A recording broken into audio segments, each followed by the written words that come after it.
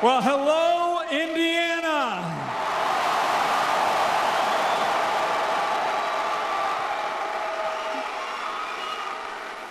It is great for Karen and me to be back home again.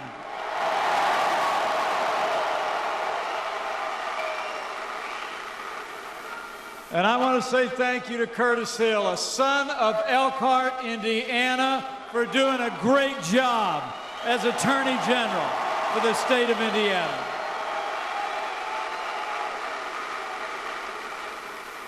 And it really is great. It is really great to be here with a friend of mine. The man Indiana voted overwhelmingly to make the 45th President of the United States of America, President Donald Trump.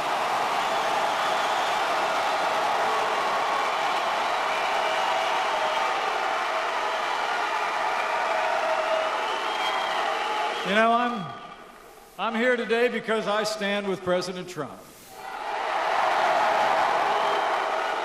And I'm here because we stand with all the great conservative leaders from Indiana who've supported our agenda, like Senator Todd Young, Congresswoman Jackie Walorski, Congressman Larry Bouchon, Jim Banks, and Congressman Todd Rokita. Give them all a big round of applause, will you?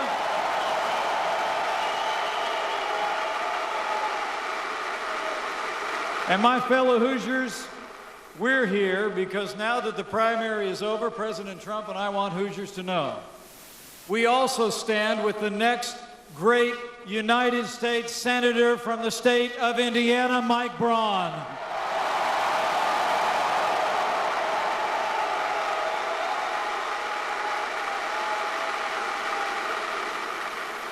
You know, it's the greatest privilege of my life to serve as Vice President to President Trump.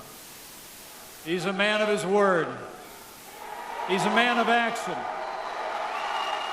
And how about all the action this week?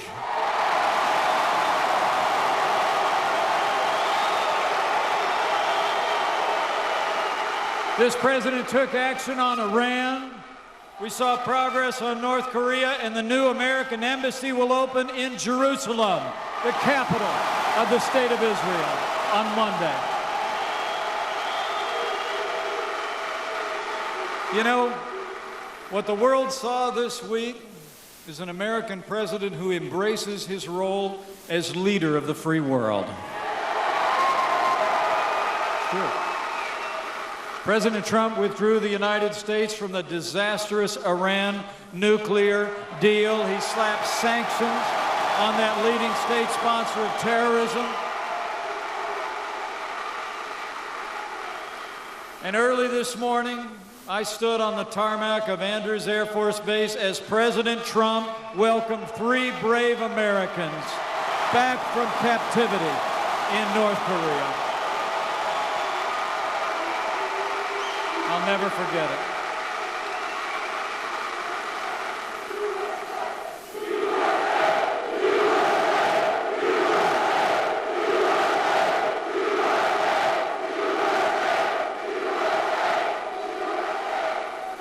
It was humbling for me to be there. And it never would have happened without the strong, clear, resolute leadership of President Donald Trump on the world stage. But you know, it's not just this past week. The truth is, the only way you can describe this administration over the past 16 months is with 4 words: promises made and promises kept. I mean, think about it. Think about it. President Trump promised to rebuild our military, restore the arsenal of democracy, and not long ago, he signed the largest investment in our national defense since the days of Ronald Reagan.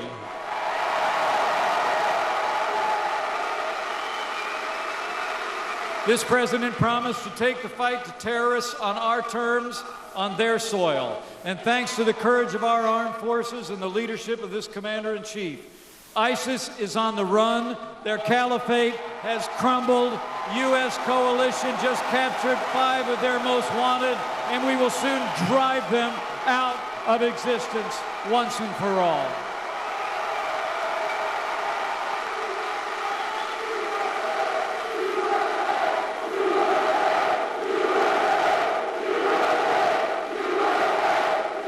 And here at home, President Trump promised to stand with those who serve on the thin blue line of law enforcement. And every day of this administration, we have worked to give our law enforcement personnel the resources, the tools, and the respect that they deserve every single day.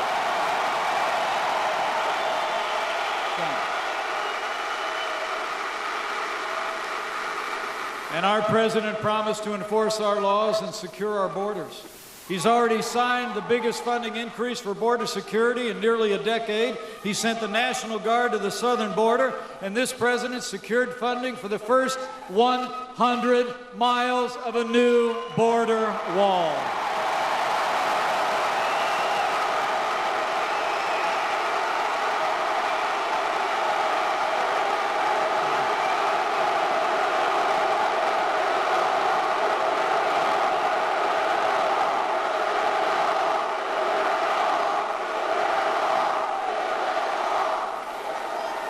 I'll promise you, when it comes to that wall, we're going to build it all.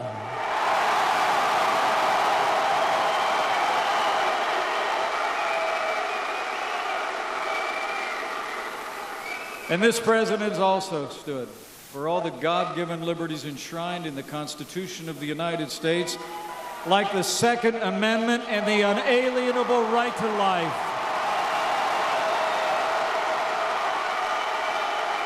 He promised to appoint strong conservatives to our federal courts at every level. And last year, President Trump set a record for the most Court of Appeals judges confirmed in a single year, and he put Justice Neil Gorsuch on the Supreme Court of the United States. It's been promises made and promises kept, my fellow Hoosiers. And since day one, this president's also been keeping his promise to get this economy moving again. He promised to roll back the heavy hand of government. President Trump has signed more laws cutting federal red tape than any president in American history.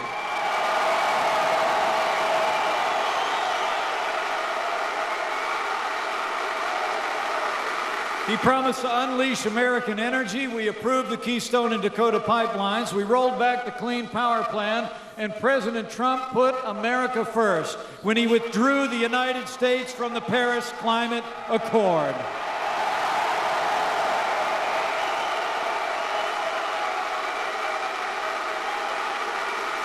And this president promised to crack down on unfair trade practices.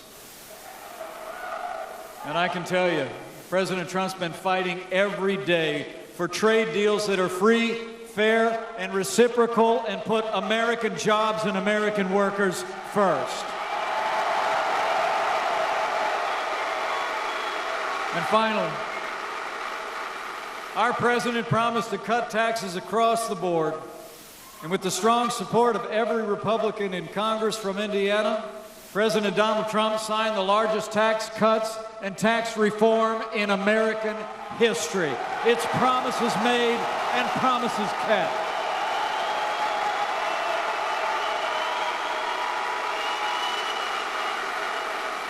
I mean, think about it. We cut taxes for working families. We cut taxes for job creators, businesses large and small. In fact, when we were cutting taxes, we also eliminated the individual mandate tax at the heart of Obamacare. It's gone.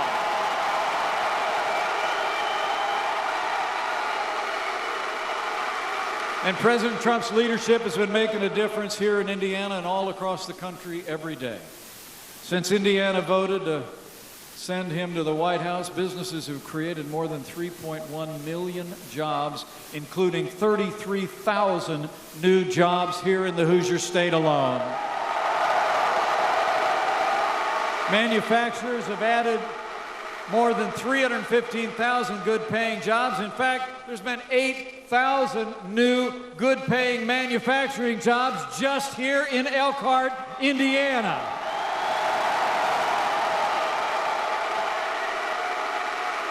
I mean, the unemployment rate hasn't been this low since the year 2000, and in fact, Elkhart County has the 5th lowest unemployment rate in America.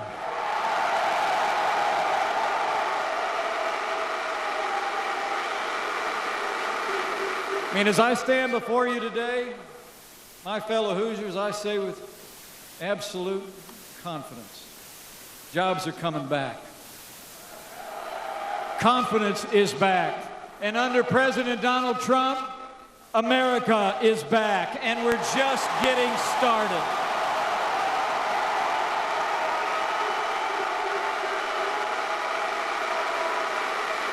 But you know, despite all the progress we've made, we got a lot more work to do, men and women.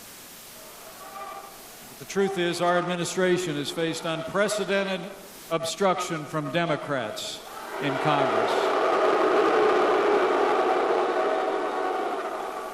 The truth is, Democrats have stood in the way of almost every major reform President Trump and I have put forward.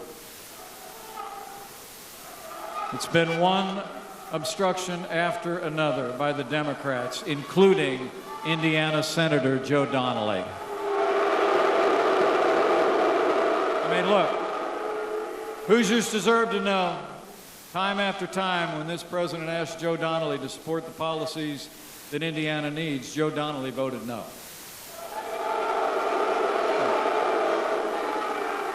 When the time came to cut your taxes, Joe voted no.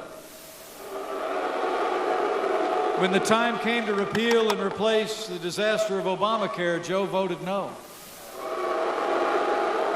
When the time came to empower Indiana to defund Planned Parenthood, Joe voted no.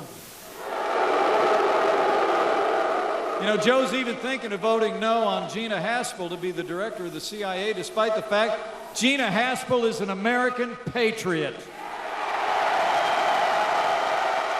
It's been endorsed by CIA directors from both parties, including Indiana's own former Senator Evan Bayh. I don't know about the rest of you, but I think Indiana deserves better.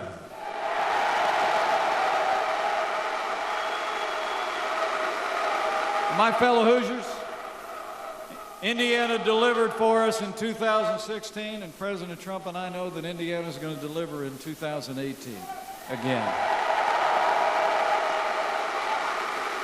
When we re-elect strong conservative leaders in Congress like Jackie Walorski, Larry Bouchon, and Jim Banks, when we elect new leaders in Congress like Jim Baird and a fellow named Greg Pence,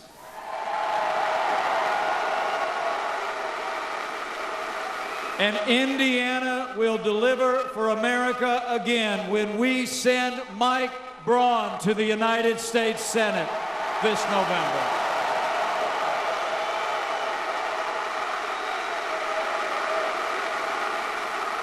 Mike Braun is a job creator. He built his business right here in the Hoosier State. He's a conservative who I've known for a lot of years. I know he's going to bring Indiana values to our nation's capital. And when Indiana elects him, I know Mike Braun will stand up for Hoosiers, and Mike Braun will stand with President Donald Trump.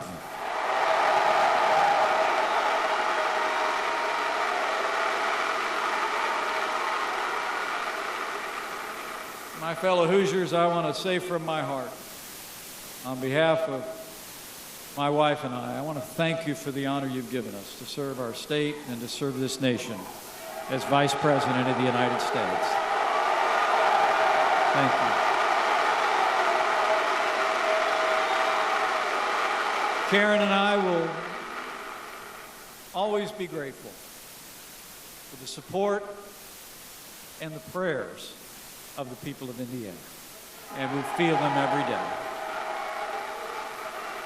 But looking out at all of you tonight, I just know, with your continued support, with strong conservative leaders representing Indiana in the House and the Senate, with President Donald Trump in the White House, and with God's help,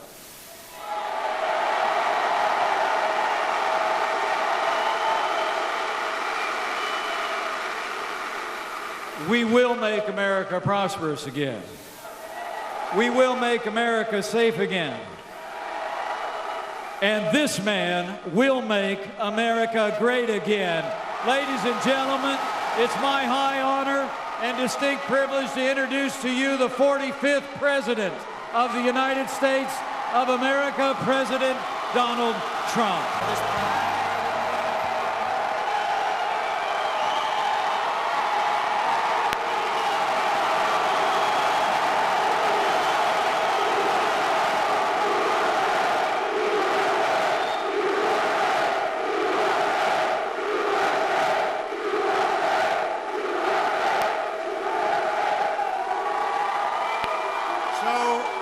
Thank your former governor and your current vice president, and he and Karen are doing an unbelievable job for our nation. Thank you, Mike.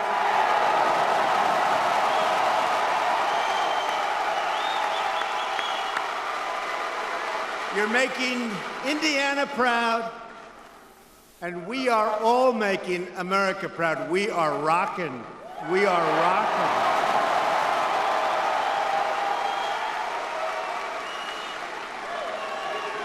So I'm thrilled to be here tonight with the incredible, hard-working patriots of the Hoosier State. Hoosier.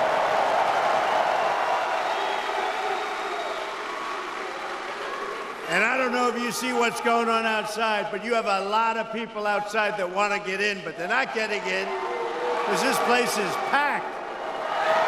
This place is packed.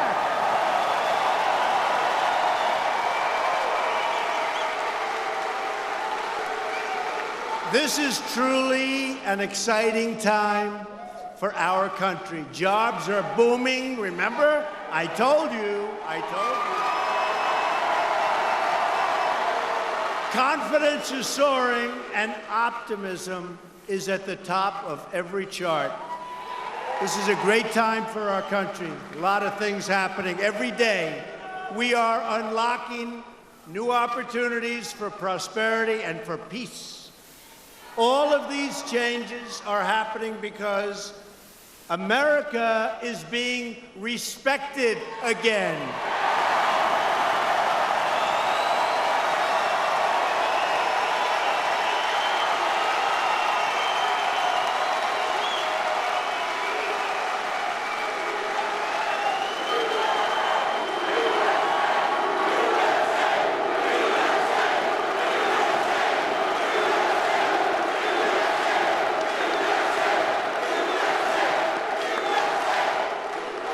At 2 a.m., early this morning,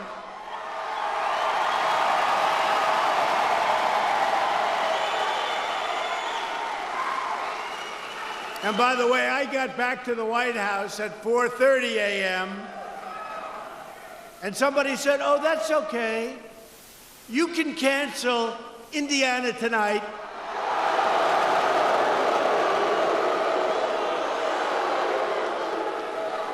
And I said, "You just don't know the people of Indiana. I don't have the courage to cancel."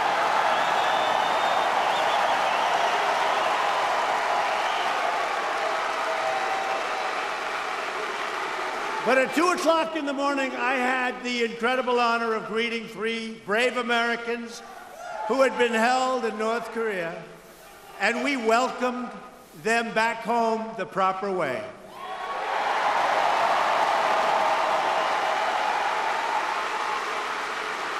And on June 12th, in Singapore, I'll be meeting with Kim Jong-un to pursue a future of peace and security for the world, for the whole world.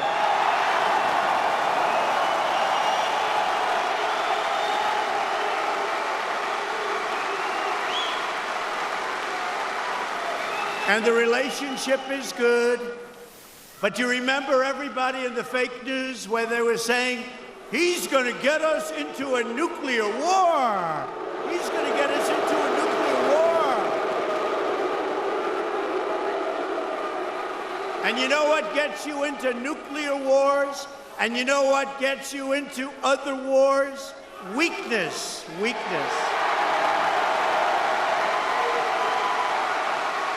So the relationship is good, and hopefully, I mean, for all of us, for the world, hopefully something very good is going to happen, and they understand it's very important for them, it's important for everybody. So Japan, South Korea, China, everybody, I think it's going to be a very big success. But my attitude is, and if it isn't, it isn't, okay? If it isn't, it isn't, but, and you have to have that because you don't know. We're not going to be walked into an Iran deal where the negotiator, John Kerry, refused to leave the table.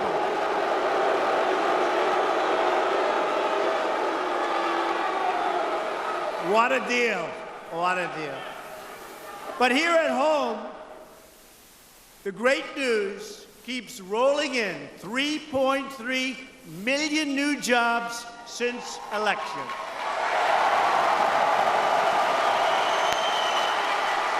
Now, if during the election, and by the way, how great is Coach Bobby Knight? How great? Oh, we love our coach. Remember, he came in? He called me before I was running. I didn't know him. They said, Bobby Knight's on the phone. I said, what does he want with me?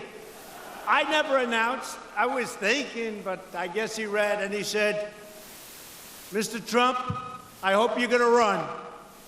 I said, check and see whether or not this is Coach Knight. But actually, when I heard that voice, I knew it was Coach Knight. You can't duplicate that.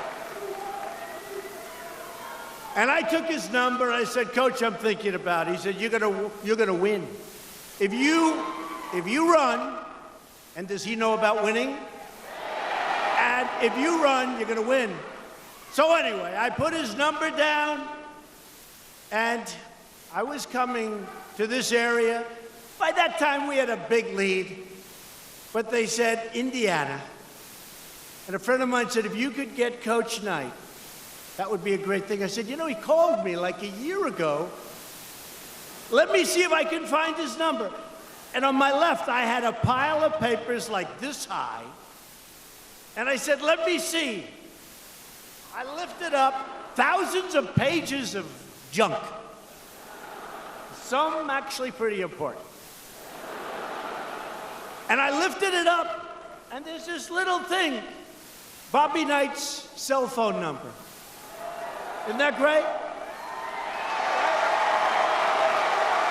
And I go bum bum bum ba ba ba ba ba. And he picks up the phone and he said, I've been waiting for you to call. Believe that? And he came here and we sold, I don't know what the hell that arena was, but it was a big one. And they went crazy. And Lou Holtz and Coach Katie, right? Coach Katie, Lou Holtz, we had them all. Coach, by the way, not from this area, but he's one of the greats of all time, Coach Belichick, right? Great guy. We gotta love him. No, we love him. We love him. He knows how to win also. But we had a lot of coaches. They like us. They understand winning and they like us, and that's what we've been doing. And if we would have told you during the campaign that we would create 3.3 million jobs in this short time, everybody back there, the fake news media, look at all of them.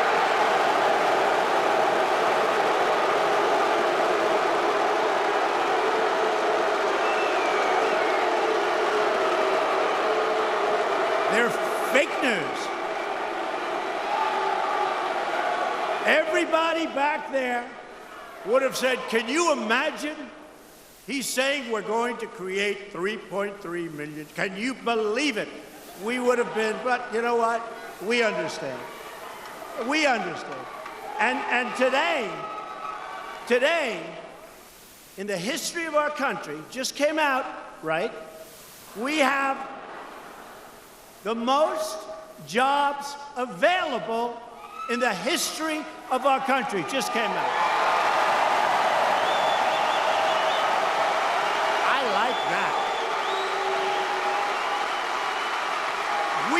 that. We like that a lot because we have a truly great country, and I've been promising you those kind of numbers. The unemployment rate is at the lowest level since the turn of the century.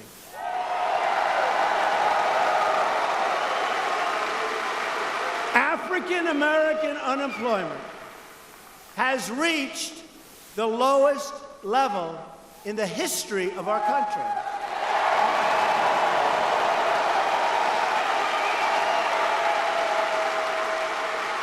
Remember, I used to read stats, Hispanic, African American stats, and I'd read, and it said high crime rate, lousy education, this. I'd read like 6.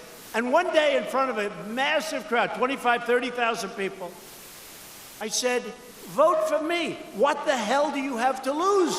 And you know what? They did. They did.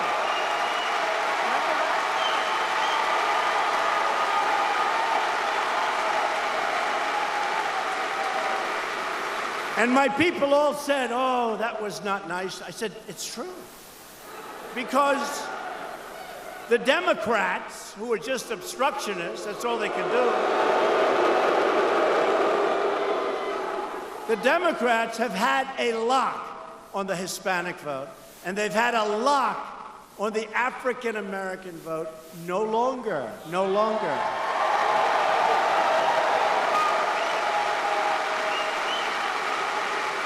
So the Hispanic unemployment, likewise, is the lowest, think of it, in the history of our country. It's the lowest. So you have African American, Hispanic, women. Do we love women? Women. The lowest unemployment rate in 18 years. I'm sorry we didn't make it in history, but we're catching it. It'll soon happen. I'm disappointed with that. Can you imagine? My most disappointing stat is women. It's the lowest unemployment rate in 18 years because all of the others are history. But I have a feeling the women will soon be history too because that's what's happening.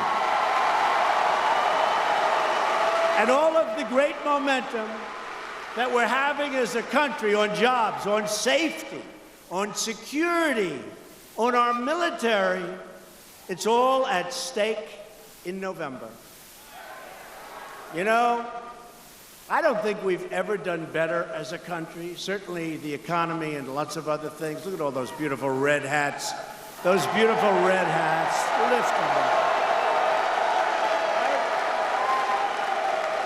Boy, oh boy. And I like the white ones too. Make America great again. Lift those whites up there. But it can disappear quickly. You know, what we did was unprecedented in the history of our country, really in the history of the world, what we did with this election. And the strides that we're making have never, ever been made like this before. But it can also disappear if you put fools and if you put the wrong people in. It can disappear. I mean, Nancy Pelosi said yesterday,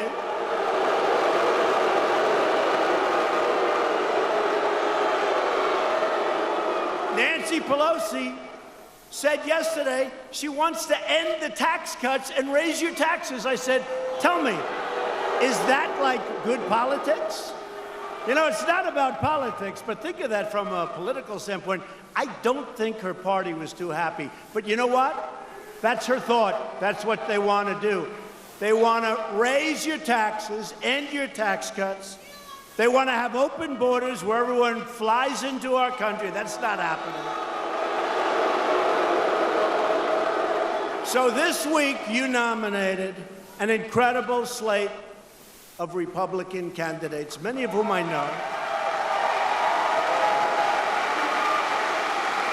And you have to work every day between now and November to elect more Republicans so that we continue making America great again. And by the way, this is a first for Indiana. Our new slogan for 2020, you know what it is? Keep America great.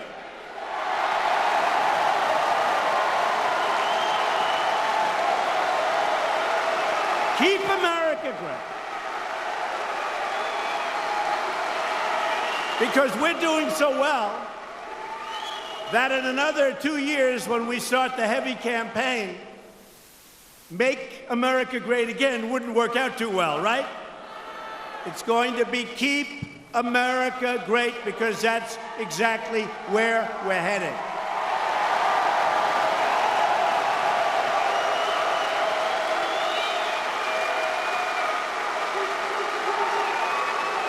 But don't tell anybody. I don't want anybody to know. We want to save that for a surprise. But I do like that. And you know what I paid for that slogan? You know, a lot of these people, the politicians they run, they pay millions of dollars for ideas like that. How much did I pay for that? Zippo, Zippo.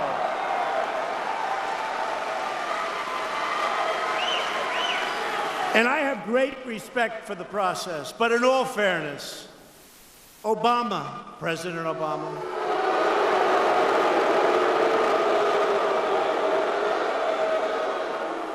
paid $1.8 billion for hostages.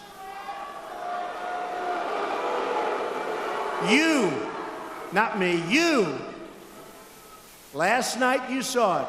And again, it's leading to some very big things. And I think that Kim Jong-un did a great service to himself, to his country, by doing this.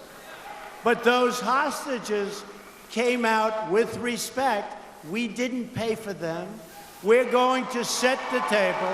We're going to make a great deal for the world, for North Korea, for South Korea, for Japan, for China.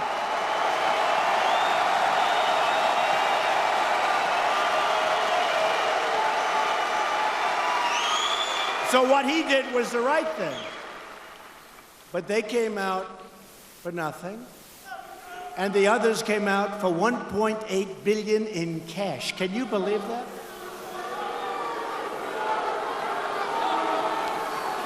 We're honored to be joined by a friend of mine and somebody who's done a really, really good job. Somebody that's respected very, very highly, Senator Todd Young. Todd. Where's Todd?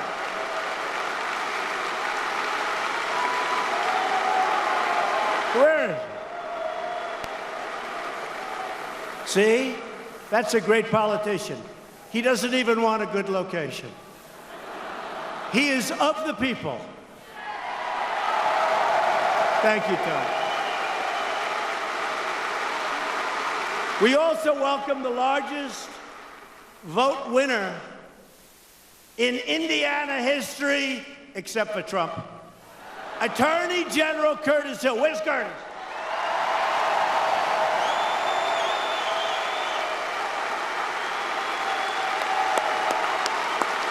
Good man. He's done a great job. A woman who has been of tremendous help on the tax cuts, on getting rid of regulation, which maybe is just as important. Right, Jackie? What do you think? Jackie Wolarski. Jackie.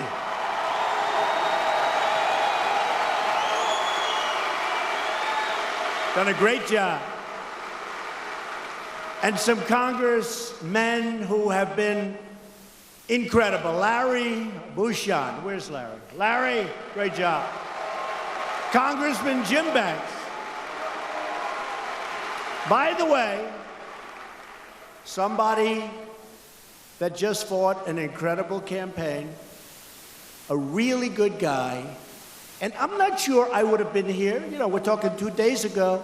Very effective, a terrific man, Congressman Todd Rokita.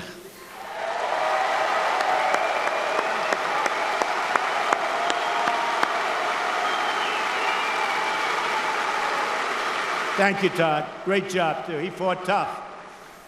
They all fought tough. That was a tough race.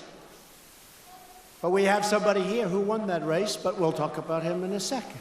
Let me also congratulate two of our new Republican nominees for Congress. First, a proud Army veteran who earned 2 Purple Hearts, Jim Baird. Jim's gonna really do well.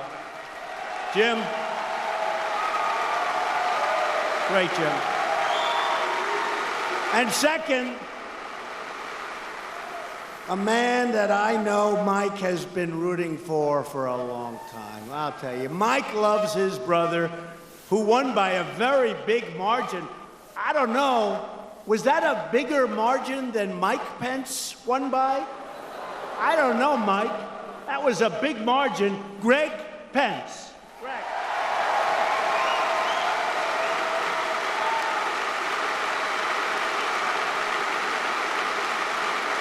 Finally, a big congratulations for Indiana's new Republican nominee for the United States Senate, Mike Braun. That was a good race.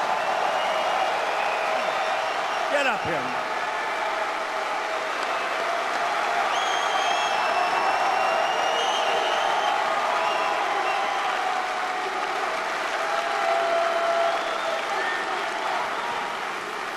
How about we let Mike for a second interrupt my speech? Is that okay? Come on, Mike. Great job.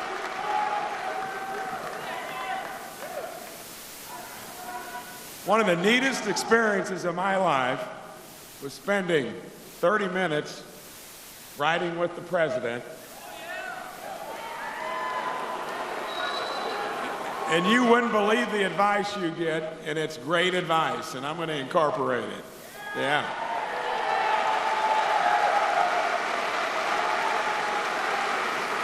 You know, when I started this journey almost a year ago, I traveled the state, spent a lot of time in the north, and wanted to make sure this was going to end up with a good result. Would not have done it if I wasn't inspired by what this man did in 2016.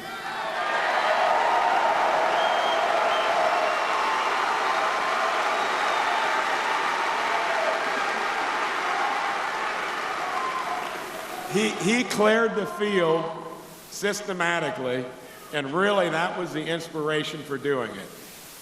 And I can guarantee you, when I get there, I'm doing it for the right reasons. I'm a businessman and an outsider, just like our president.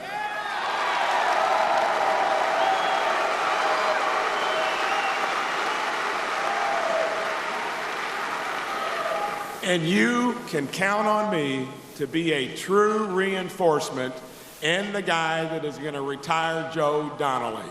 Thank you.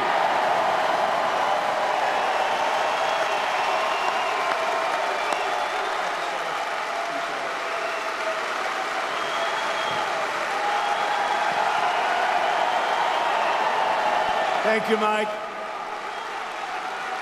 And we need Mike Braun in the Senate, and that's going to happen. That's going to happen. He's an incredible guy and ran a really incredible race.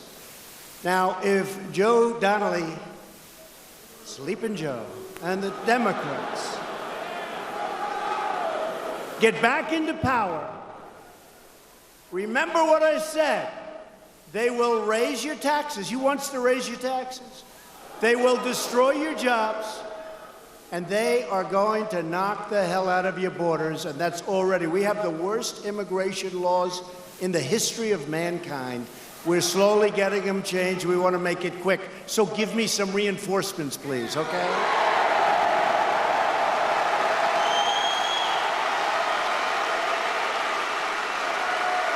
Last week, as an example, the deputy chair of the Democratic National Committee, Congressman Keith Ellison, you know him? Marched in a parade wearing a T-shirt that read, he was very proud of it, "I do not believe in borders."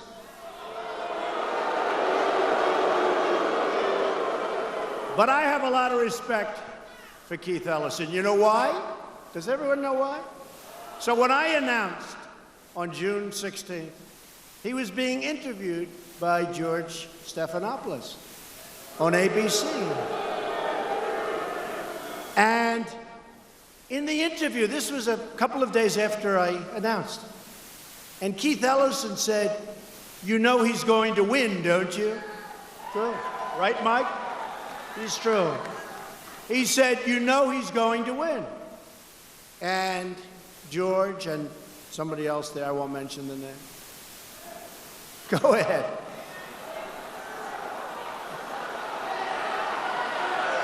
They smiled a little bit, respectfully. But Keith Ellison, he said, he is going to win. And essentially, he was sort of indicating, and there's nothing you're going to be able to do, and that's what we did. So, in one sense, I have to respect him. He said he's going to win. So you can never dislike a guy like that, can we? But they've got a big problem. A vote for a Democrat in November is a vote for those borders, and we have to do something strong. We are going to build the wall. We are already starting the wall.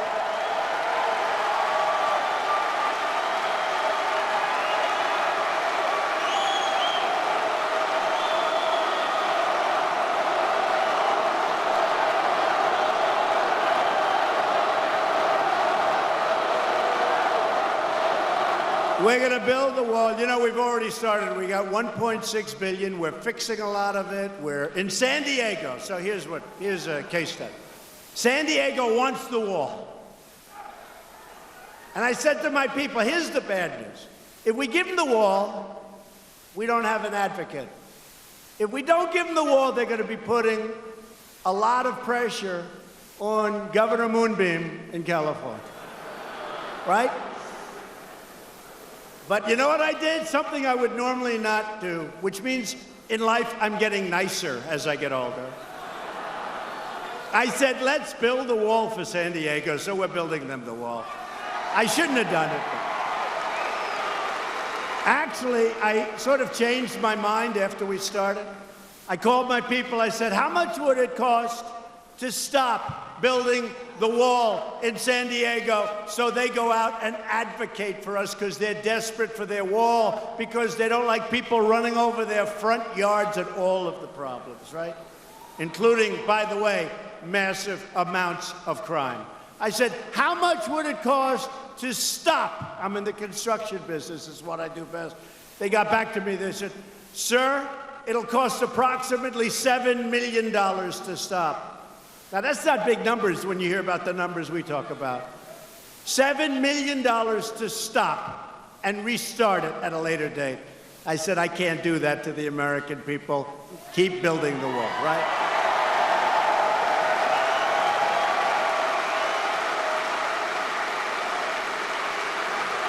So we're building the wall, but we're getting it all done. We're going to get rid of catch and release. We're going to get rid of the lottery system. We're going to go eventually, when I get the votes, I need Republicans, we're going to go eventually to a merit-based system of immigration. Merit. You come in on merit.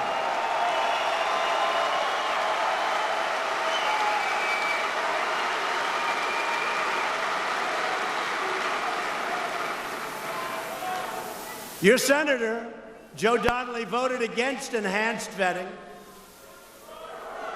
Think of that. What in the world would anybody be doing voting against enhanced vetting? Why? And he opposed a measure to block illegal immigrants from getting welfare. And now you have places where they want to give college tuition to illegal immigrants, and your own kids can't get it. Your own kids can't get it. Joe Donnelly voted no on tax cuts, no on better health care, and he voted no on canceling job job-killing regulations, which may be even more important than those incredible tax cuts. But he voted yes on something that we are systematically taking down. We got rid of the individual mandate. We have great plans coming out. He voted yes for failed Obamacare.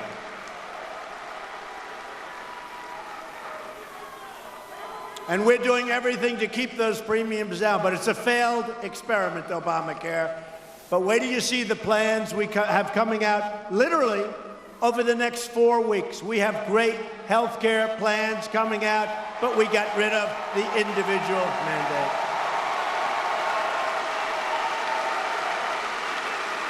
Joe Donnelly will do whatever Chuck Schumer and Nancy Pelosi tell him what to do. They don't ask him. They don't ask him. They tell him. They don't say, will you? They say, Joe, this is the way you're going to vote. Mike Braun will be a great, great representative of the people of Indiana. Mike Braun is a winner. Great businessman, by the way. Very successful businessman. Mike Braun will fight for the values that bind us all together as Americans. We support law and order, and we support the heroes in law enforcement. They're great.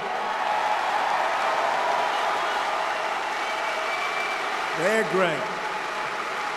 And they will tell you, surplus military equipment, right? We have it by the hundreds of millions of dollars, sitting in warehouses, getting old. Some of the best stuff anywhere in the world. And past administrations said, no, we can't give that to law enforcement. Someday somebody's going to explain why, but I sort of get it. But it's not a good reason. It's about a 1% reason. We have a 99%. That equipment is being transferred all over the United States to our police and our law enforcement professionals.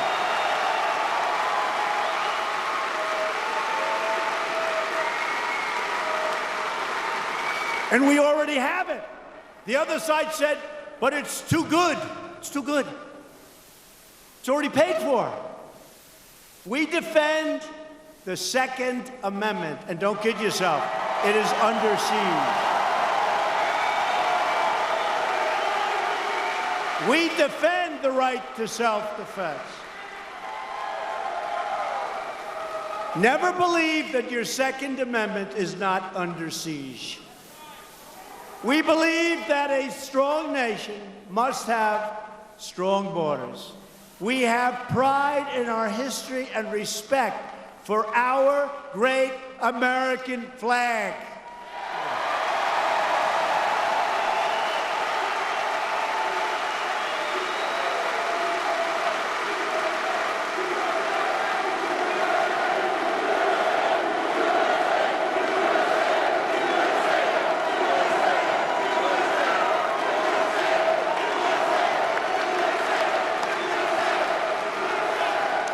And we put our large, beautiful hands on our hearts for the Pledge of Allegiance, right?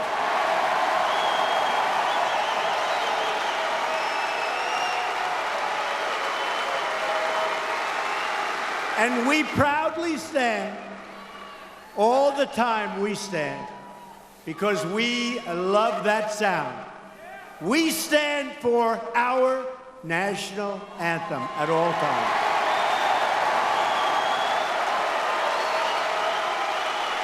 But if we're going to defend our values, we need people in Washington who share our values.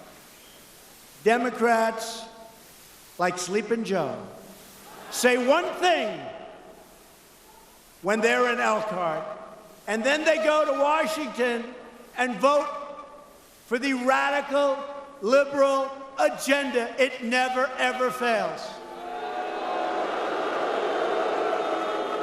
You know, there's about 12 of them. You think you have their vote, and they talk a good game, but they always raise their hand for the radical left of Nancy Pelosi.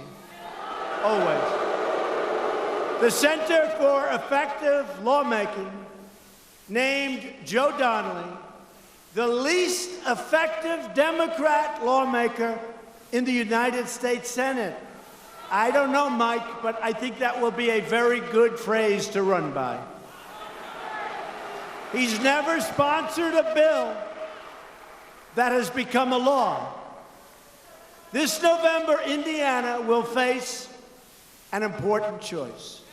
You can send a really incredible swamp person back to the Senate, like Joe Donnelly, or you can send us Republicans like Mike Braun to drain the swamp.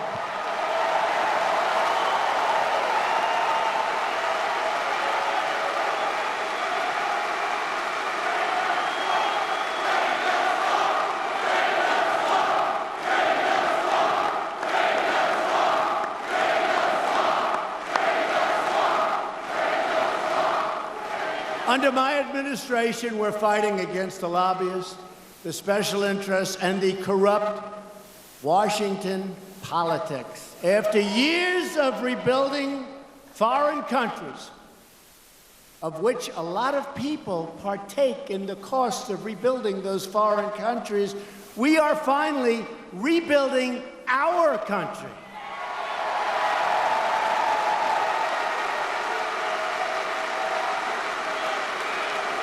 We fight to build their borders, but we don't fight and spend no money to build our borders. Figure that one out. We're fighting, and we're finally putting America first.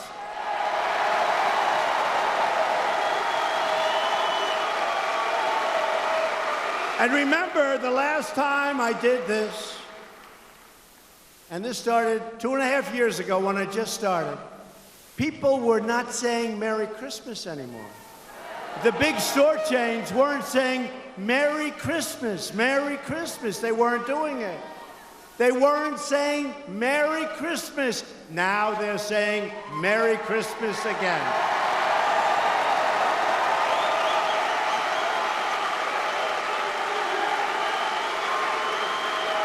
To bring back our jobs, we're cracking down on unfair trade. We want trade deals that are fair and, by the way, reciprocal. And we love our farmers. We're taking care of our farmers. And we love our factory workers. We love our workers.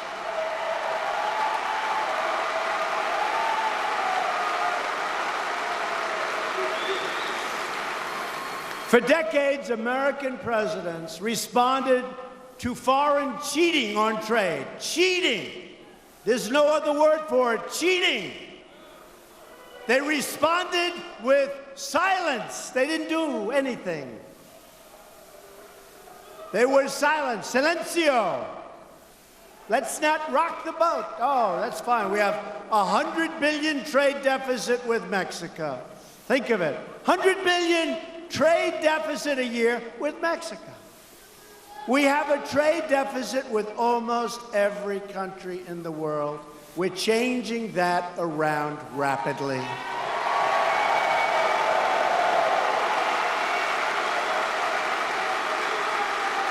We racked up trillions of dollars in trade deficits, also known as losses, while other countries stole our factories, stole our plants, stole our wealth, and stole our jobs.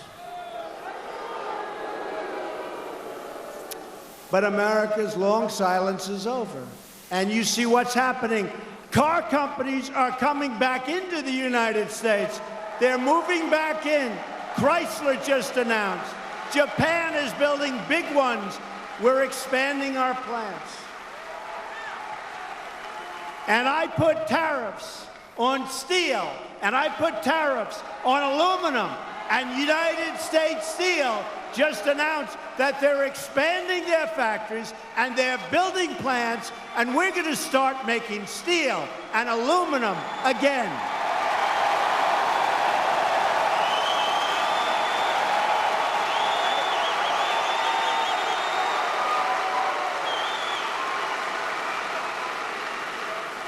America is respected again. Different ball game. Under my administration, we kept another important promise when we put a great new justice on the United States Supreme Court, Neil Gorsuch. And next week, after the promises of many administrations and presidents, and then they never did it. They campaigned, they promised, they never did it. Next week, we will finally open the American Embassy in Jerusalem.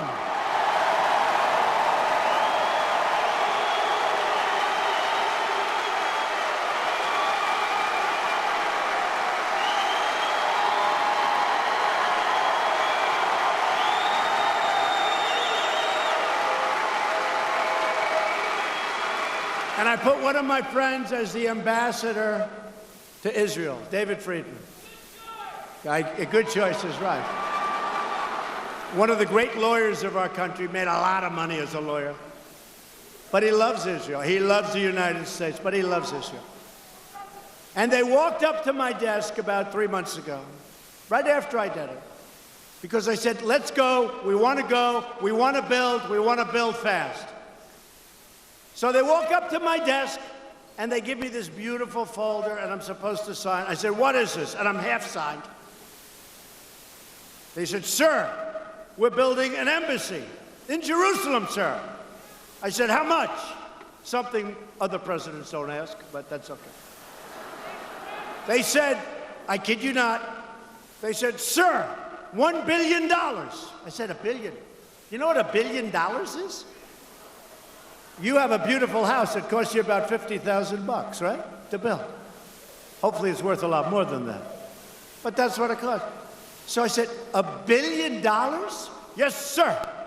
We're looking for a site now. We're going to spend a lot of money on a site. Everyone's going to get rich on the embassy. So I called David. I stopped signing, by the way. I had Donald, D-O-N-A-L-D, and then it was like dead. Blah. And then, I don't know if they still have it. Beautiful paper, very official looking. And then, all of a sudden, I stopped, never got to the T. And I started putting X's because I was afraid that somebody could say it was my signature. And I call up our ambassador. And I said, David, this is crazy. I said, we're going to build our embassy in Jerusalem. But they want $1 billion. They're going to look for sites. Don't we have a site? He said, yeah, we have the best site. We already own it. And we have a building on the site. And I could take that building that's on the site, Mr. President, and I could take a corner of that building, a big, beautiful corner, and for $150,000, I can fix it. It'll be so beautiful. The location's better. It's set back, which is good for safety. And I can build it for $150,000. Think of it. Think of it.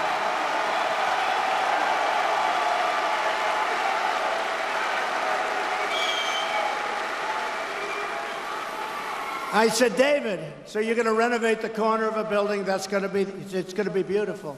The site is the best site, and we own it. The building is already built, and we can fix it. So think of it. We have government wanting to build $1 billion in a site that would never be as good or as safe, because this is a big site, big setbacks.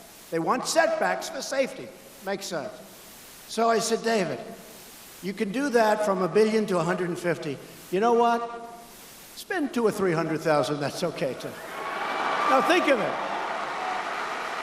And the reason I was very cognizant, because I was supposed to cut the ribbon of the new embassy in London. You know all that, sir. So we have the best piece of property in all of London. It's our embassy. And someone between the Bush administration and the Obama administration, they say Bush started it, but Obama could have stopped it. But let's say the two administrations, what they did is they said, wow, this is a great piece of property. We've been offered a lot of money, like 200 or 250 million.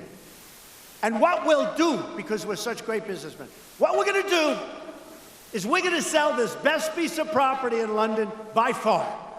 By the way, literally, it's if you know New York, 5th Avenue and 57th Street. Now, I happen to have a building there, so, but that is the best one. The Tiffany location. It's the Tiffany location.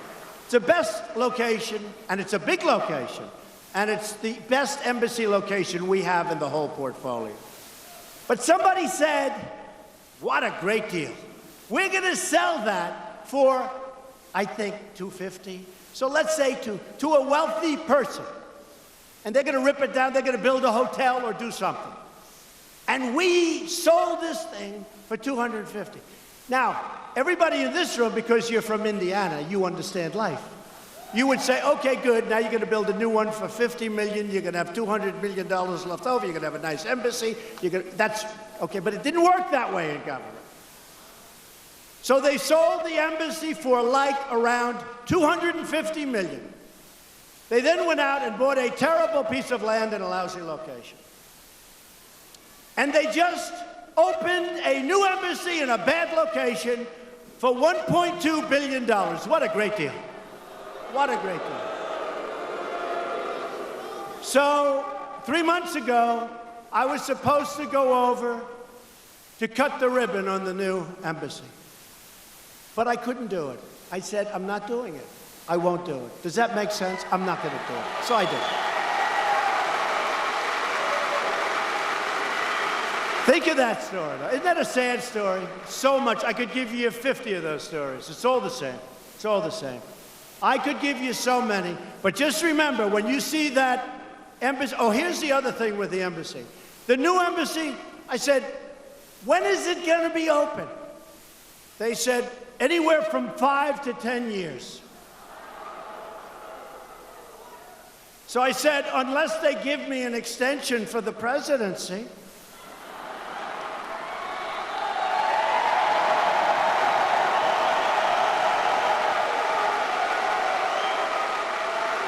which I don't think the fake news media would be too happy about. Wait. Actually, they would be happy. Because when I'm not here, their ratings are going to sink, so they'll probably be very happy. So they said from 5 to 10 years. Now, you know when they say from 5 to 10 years, that means probably 15 or 20 years, right? So we open the embassy next week. 3 months. 3 months. 3 months.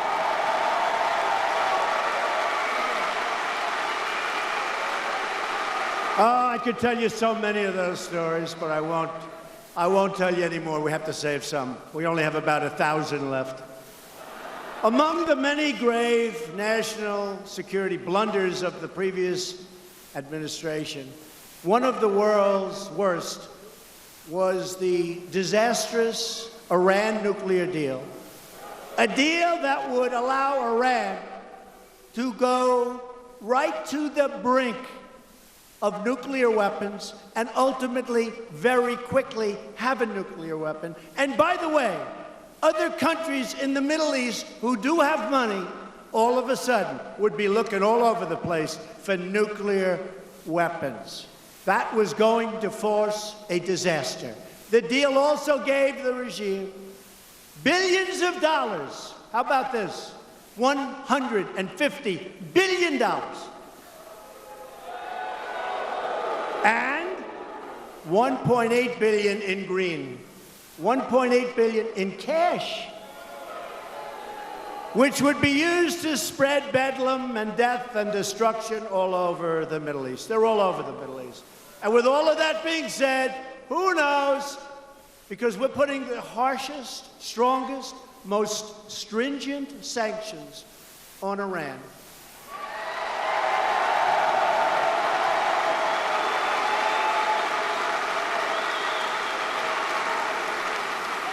And I hope to be able to make a deal with them. A good deal, a fair deal, a good deal for them, better for them, better for them. But we cannot allow them to have nuclear weapons. We must be able to go to a site and check that site. We have to be able to go into their military bases to see whether or not they're cheating. Now, of course, we're all sure they're not cheating, but just in case.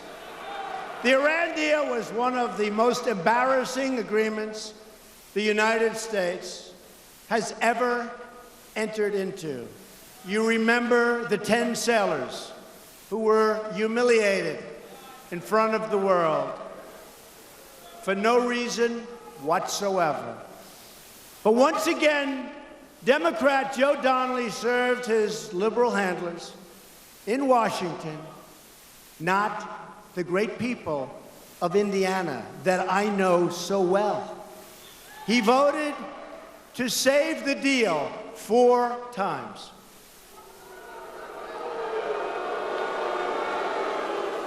But we saved the deal no longer. As we discussed another critical element of our national security, to me, probably one of the reasons we're all here in this great victory celebration is border security. We have many things to do, but we have already begun the construction of the wall, and so many other things are following. We will have those borders extremely strong, extremely powerful, and we will have laws that match the border.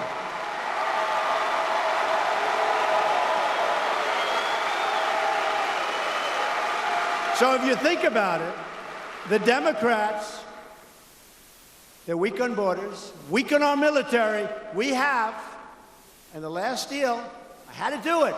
Our military was depleted. When did we need military more than we need great military right now? We got $700 billion to rebuild our military. It will be stronger than ever before.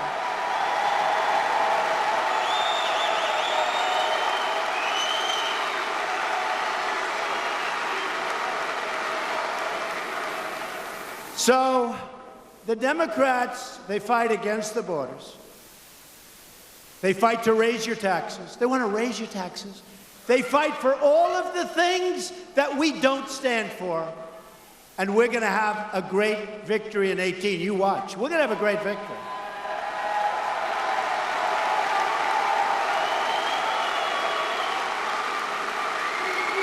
History shows that when you win the presidency, 2 years later, the party, for whatever reason, like 90% of the time, the party that wins the presidency loses on the midterms. And the reason is, I guess they get a little bit complacent. We're not getting complacent, folks. We can't.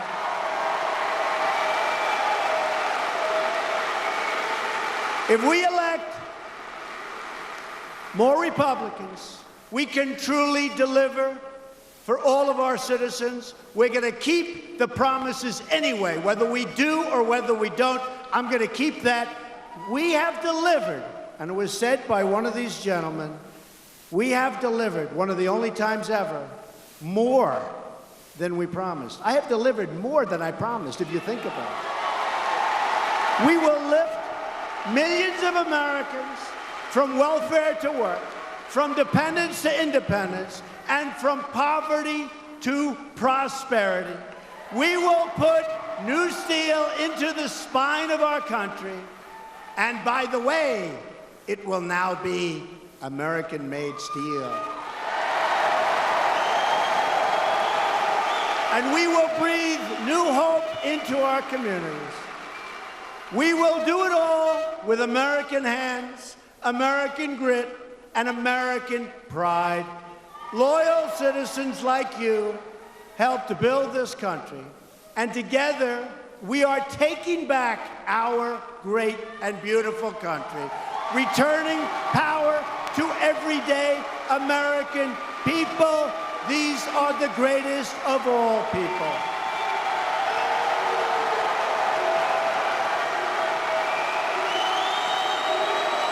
In every action, with every decision, we will stand up for America, and we will stand up for the great state of Indiana.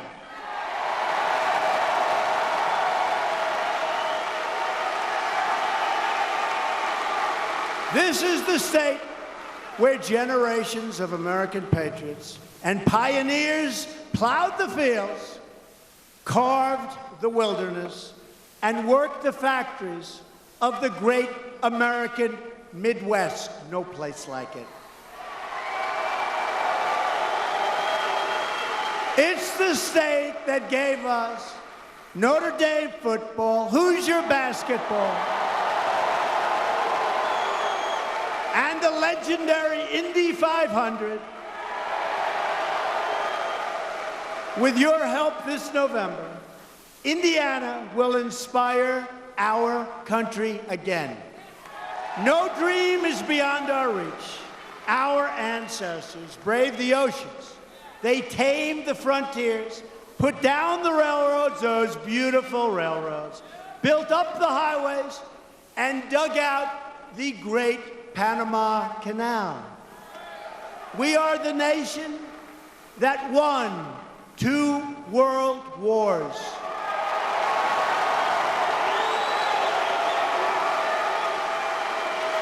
And we are the nation that defeated communism and fascism and landed a man on the face of the moon.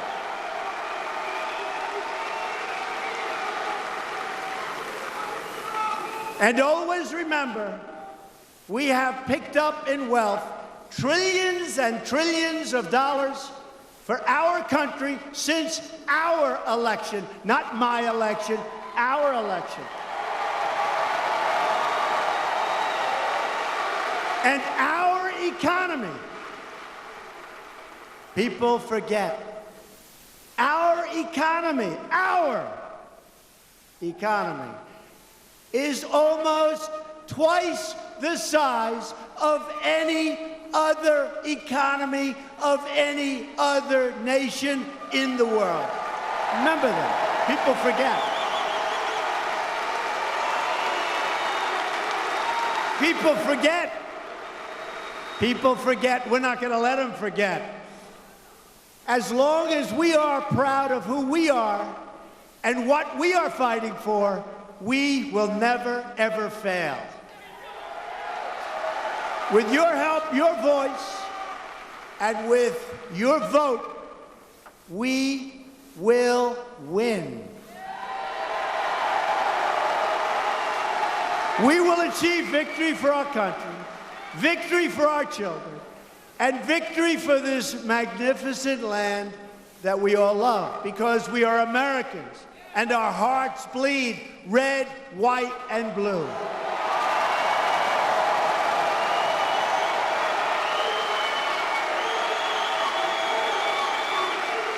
We will never give in. We will never, ever give up. And we will never stop fighting for our country, our freedom, and our flag. We are one people, we are one family, and we are one nation under God.